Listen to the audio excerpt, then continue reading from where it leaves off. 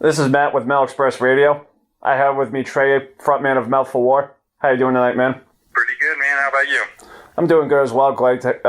Really glad to have you. I love what I've heard from the band so far. The band's debut full-length album, Life Cast in Glass, will be released May 14th. What can you tell fans about the upcoming album?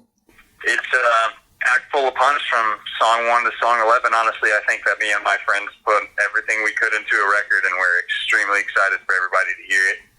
And the band recently released a video for the song Manifesting You. Did you feel like this song maybe gives fans a good idea of what to expect on the album? Yeah, definitely. I think that we intentionally picked that song as a good introduction to the record because it's got kind of the aspects of everything, every kind of sound that we're trying to bring into one circle here, and I think that people will be pleasantly surprised with how the other songs come out compared to this one, but they definitely have a good flow, and this was a good introduction for the tone that this record's going to set.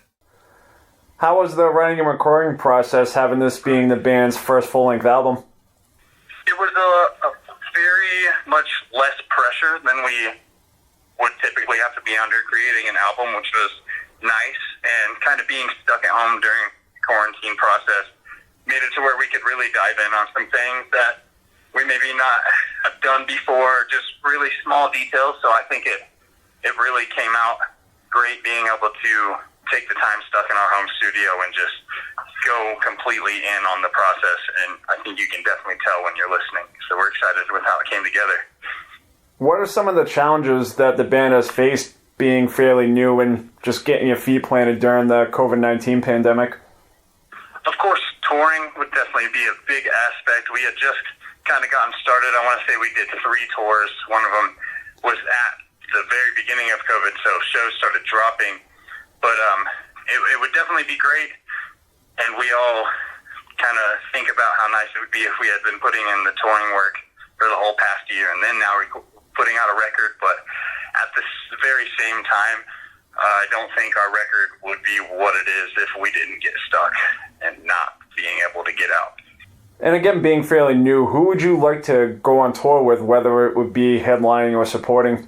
I think when tours come back, we'd really like to go out with Dying Wish. I think that band is really badass, and we actually have a feature from Emma on one of the songs on our new record. I also think See You Space Cowboy, I think, are some homies that we've came in contact with that we would really love to be on the road with. And obviously the band brings a lot of strong messages with the lyrics. What are you hoping to reach in regards to connecting with your fans when it comes to your songwriting? Well, I personally, I've talked about a few times with other people and online. The entire record is about my sister that passed away about a year ago, and honestly, I put everything that I had in me, my grief and my emotions, and pretty much every stage of what I've gone through this process, and I just hope that maybe someone will see these lyrics and help them process a death and help them get through something. I've had a couple people that have came to me and telling me that it's helped them through things already just with the first track, and that's a great feeling.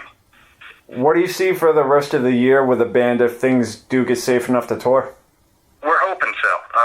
Hopefully in the late fall, early winter, our agent and manager are going to be working up something if everything goes as planned, but we're very hopeful for the future of this year with everybody getting their vaccines and whatnot.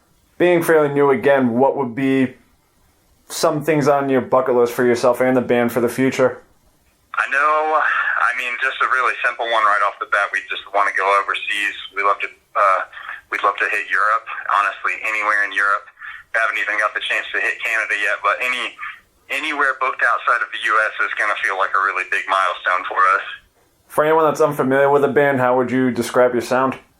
I would say we take a lot of old school metal and metalcore sounds, and we hit it with a very modern metalcore twist, syncopated breakdowns, and like the heaviness of raw metal bands like Lamb of God meets like The Devil Wears Prada with a little bit of a mix of like an old school hardcore sound, kind of still rolling with it. My last question for you, if you could create a big four of hardcore, who would it be? That's a very hard one. Let's see. Probably have to start with King 9 and God's Hate right off the bat. Those are a couple of my favorites. And then probably have to throw Trapped Under Ice on there. That's a loaded question, but that's a really good question. I don't know. Can't think of a fourth one for some reason. I've been definitely really focused on a lot of smaller, low-key hardcore bands that have been releasing music the past year. Thank you so much for your time. It's been great talking to you. I can't wait to hear the full-length album. And obviously during the difficult time of COVID, best wishes to you, your friends, your family, and the Melt for War camp. Hell yes, dude. Thank you so much for having me. It was a great time.